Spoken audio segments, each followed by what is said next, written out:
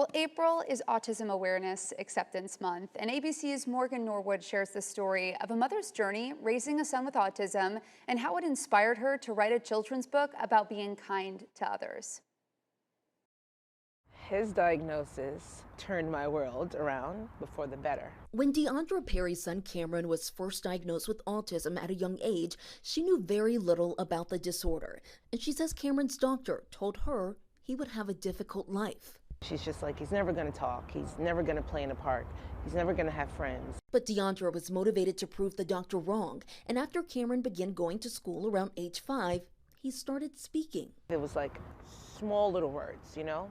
But it meant so much to us. Like, we would celebrate. Today, 13-year-old Cameron is thriving. We go play bingo. Everything that the doctor told me he wasn't going to do, he's doing it. I'm really proud of him. He's super outgoing, very loving, charming, and kind, giving.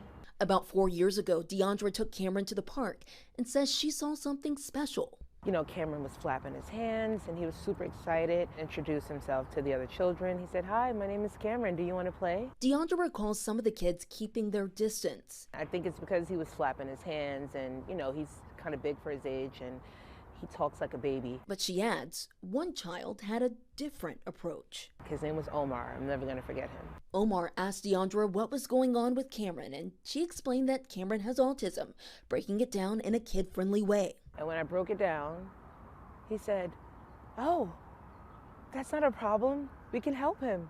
He can play with us. He just needs help."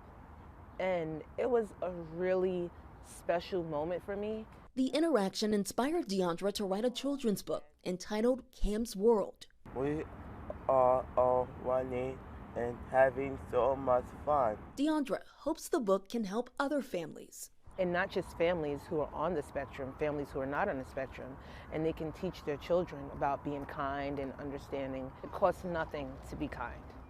Morgan Norwood, ABC News, New York.